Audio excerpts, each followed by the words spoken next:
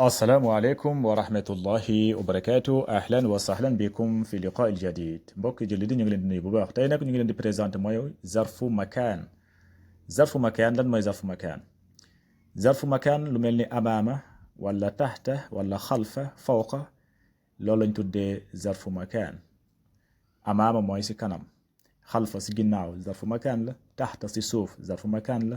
gis nga xalfa si suuf fawqa si kaw loolu zarfu makaan la. miilan mooy ab benn kilo, gis nga loolu lañ tuddee zarfu makaan. léegi mu ne mu joxe si ay misaal, mu joxe si juróomi misaal bu njëkk bi mu ne la waqaftu amaamal miraati. waqaftu mooy taxaw na amaama si kanamu miraati, gis nga miraati si kanamu seetu bi. waqaftu taxaw na amaamal miraati si kanamu seetu bi, gis nga amaama boobu zarfu makaan lañ koy woowee. amaama zarfu makaan lañ koy woowee. waqaftu day nekk fiil ak faa'il, amaama day nekk zarfu makaan mansubun ala zarfiya. boo paree nga ne amaama mudaaf al miraati mudaafun ilayhi. waqaftu fiil wa faa'il, amaama zarfu mansubun ala zarfiya, amaama mudaaf al miraati mudaafun ilayhi. kon amaama day nekk zarfu makaan. beneen bi mu ne la jalasti wala jalasatil naam jalasatil hirratu taxta al maa'ida. jalasatil hirratu mooy muus bu jigéen bi toog na taxta si suuf al maa'idati mooy taabul bi. muus bu jigéen bi mu ngi toog si suufu taabul bi, gis nga jalasa til hirratu taxta, gis nga taxta day nekk zarfu makaan. gis nga zarfu makaan taxta si suuf la, boo xoolee si suuf place la, loolu moo tax ñu koy tuddee makaan place la, moo tax ñu koy tuddee zarfu makaan place la. voilà jalasa day nekk fi'lu maadi mabni ala al-fathi wa ta'u taanis wa hurrikat bil kasra li iltiqaa'i saakinayni. al hirratu faa'il marfu'un, taxta day nekk zarfu mansubun ala zarfiya. boo paree nga ne taxta mudaaf المائدة مضاف إليه وعلامة جره كسرة ظاهرة في آخره. beneen bi mu ne la naama alkalbu xalfa albaabi.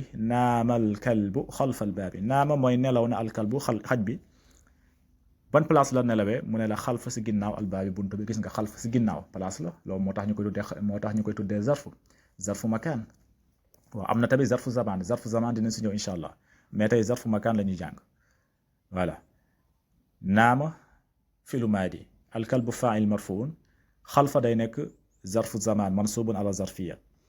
xalfa mudaaf albaabi mudaafun ilayhi wa alaamati jarrihi kasratun zahiratun fi axirihi. kon foofu xalfa bi moom mooy nekk zarf. beneen bi mu ne la yasiibu, gis nga yasiibu listu fawqa suwari.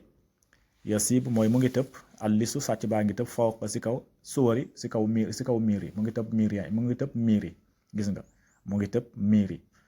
yasibu day nekk fil mudaari marfuun, al listu nekk faa'il, fawqa moom mooy gis nga si kaw place la, moom mooy nekk zarfu makaan. kon fawqa day nekk mansubun ala zarfiya. fawqa mudaaf as-suwari mudaafun ilayhi wa alaamatu jarrihi kasratun zahiratun fi axirihi. misaal mujj bi tamit noonu la, lu mel ni jara aliyun miilan, gis nga jara aliyun miilan. jara fil maadi, aliyun faa'il marfuun, miilan nekk zarf mansubun ala zarfiya. voilà kon lii lañ leen indiloon tey mooy lu ñuy tuddee zarfu zamaan. bu ñu ñëwaatee incha allah ñu indi leen zarfu makaan si kàttan suñu borom. kon haza, assalaamu aleykum wa rahmatullahi wa barakatuh, fi amanillah.